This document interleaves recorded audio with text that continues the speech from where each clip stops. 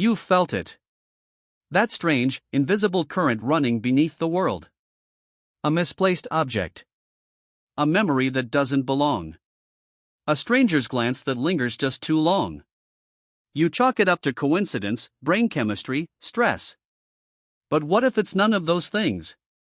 What if reality is not broken, but hacked? What if you're not in the world, but inside a system? Right now, you're inside something. You feel the air, the weight of your body, the color of the screen you're staring at. But here's the catch, none of that proves it's real.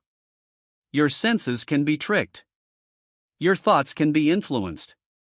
Your very consciousness, what you are, could be more powerful than the so-called reality around you. This is not a theory. This is not science fiction.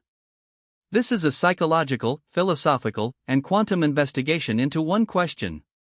Can consciousness, your mind, hack the simulation? Welcome to Mind Beyond Matter. This is part 1 of your red pill. Stay with me. Because reality is about to crash. Part 1, Consciousness, the Outlaw Program. 1. The uncomfortable truth. Every empire hides its control systems. Every matrix makes you forget you're inside one. Our current reality is no different. Physics tells you you're a machine made of particles. Neuroscience says your thoughts are chemical illusions. Society sells you a life built on distractions. And consciousness?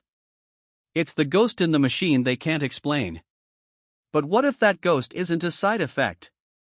What if consciousness is the primary force, and reality is the byproduct? Example, in 2002, researchers at Princeton University ran the Global Consciousness Project. Random number generators across the world were influenced during major world events: 9/11, Princess Diana's death, the 2004 tsunami. Pure machines, reacting to collective human emotion. That should have shattered the laws of physics. But it didn't. It got buried. Why? Because if consciousness influences matter, the entire structure of control collapses. You are more than a brain. You are the signal in the system.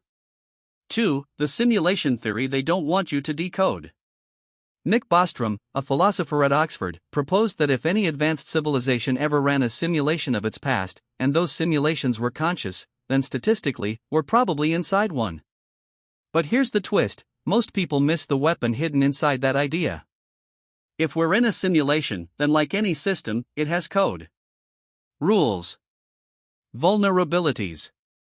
And anything with code can be hacked. Now think, if this world is a system, and if your mind is non-physical, something the system didn't design, but is interacting with, then your consciousness is the external variable, the one thing that doesn't belong. The wild card. That's power. Thought experiment, you're in a lucid dream.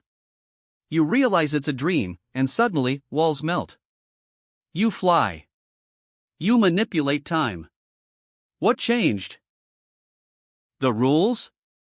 No, the observer realized it was all a script. Lucidity is the first step to hacking.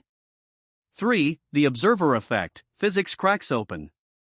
At the quantum level, everything changes. Electrons don't even exist in one place until observed. They are smeared across possibilities. Until you look. Until you expect. Until you choose. The universe is waiting on your consciousness to collapse it into form. So what is the implication? Reality isn't real. It's responsive. Your mind isn't inside the simulation. It's negotiating with it. This is not belief. This is fact, based on real experiments like the double-slit test and quantum entanglement. The world behaves differently based on your attention. The observer changes the observed. Your mind changes reality. The only question is, how far can you push it? 4. The system is not your ally. You've been programmed. From the moment you were born, you were bombarded with input: school, religion, government, entertainment. All telling you what is real, what is possible, what you are. But none of that comes from your consciousness. It comes from the system. Why do you think meditation is suppressed? Why is intuition laughed at? Why is the supernatural forbidden? Because those are unauthorized access points into the simulation. They are your tools to wake up. Real-world example, monks in Tibet have been documented raising their body temperature in freezing conditions through thought. Remote viewers in CIA programs described locations they had never seen. These are not fantasy. These are classified realities. If even one of these cases is real, just one, then the system isn't sealed. Consciousness leaks through. And anything that leaks can break. 5. Mind is malware. What if the mind isn't just a tool, but a weapon? What if by mastering your thoughts, emotions, and awareness, you could overwrite the script of your life? What if belief, pure, intentional belief, is not a delusion, but a command? The placebo effect already shows that the body can be healed by belief. The nocebo effect shows it can be harmed by fear. Reality is fluid, and your consciousness is the stone that shapes the stream. People have bent spoons, escaped death, manifested fortunes. You call them lucky.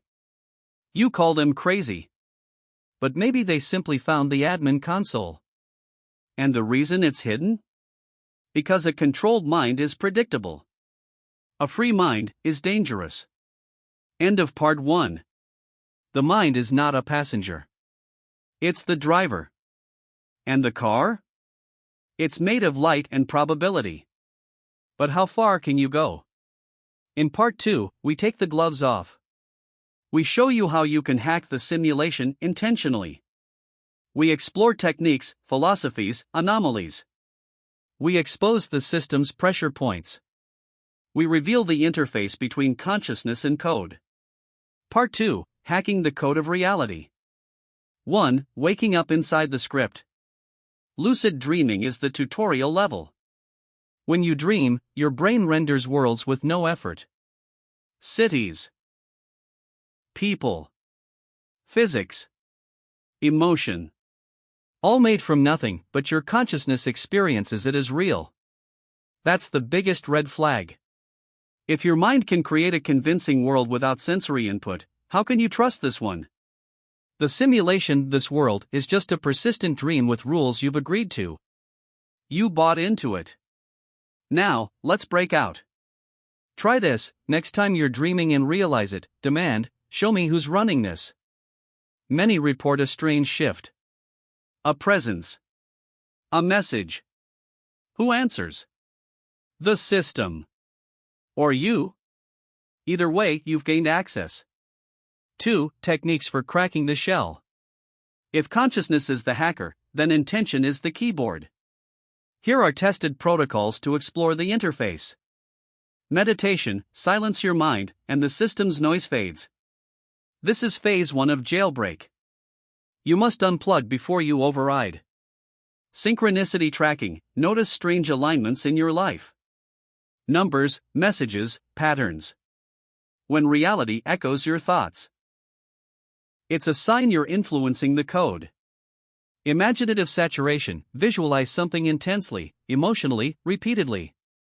The simulation doesn't distinguish between real and imagined, it mirrors input.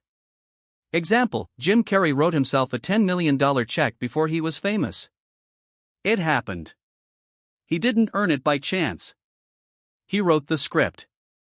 You can too. 3. The error messages, glitches, déjà vu, Mandela effects. The system is breaking down for those who look closely.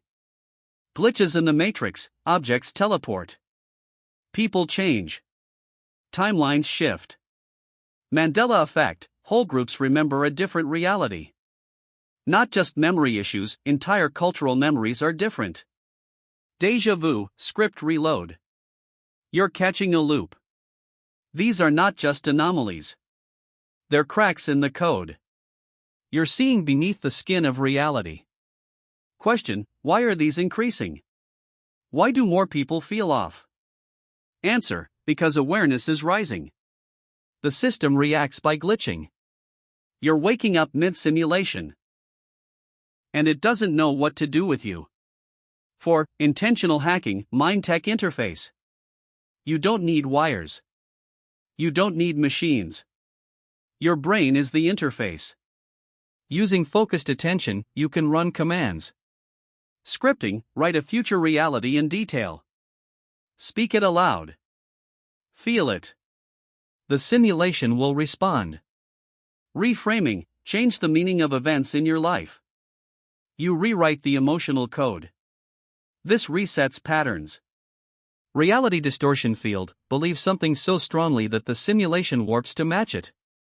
Steve Jobs had it. Cult leaders abuse it. You can ethically use it. Warning, this isn't about wishful thinking. It's about high-resolution intent, emotion, and belief working as a command line. You're not visualizing. You're programming. 5. The final hack, dissolving the self. The deepest hack isn't controlling the simulation. It's realizing you are not in it. You are hosting it. The ego, that I, is the avatar. It plays the game. But behind the screen is you, the player, the pure awareness. Through deep meditation, psychedelics, or near-death experiences, people report oneness, a return to source. A state beyond duality, time, or form. That's the root OS. From there, anything can be changed. Lives rewritten. Time altered. Physical laws bent. Because once you're outside the system becomes a toy. And that's the secret. You're not meant to be controlled. You're meant to create. Closing, the real endgame. You weren't born. You logged in. You don't die. You log out. You don't think. You broadcast. This is your wake-up call. Reality is not hardwired. It is soft-coded. And your consciousness is the editor. You are not the victim of the simulation. You are the variable it cannot control. So ask yourself, what do you believe is impossible? Who told you that? What would happen if you stopped agreeing? Reality would blink. The code would bend. The rules would shift. And you would finally be free. Watch again. Think deeper. Let this seed grow. Because the simulation isn't waiting. It's listening. And your next thought might just be the hack that rewrites everything.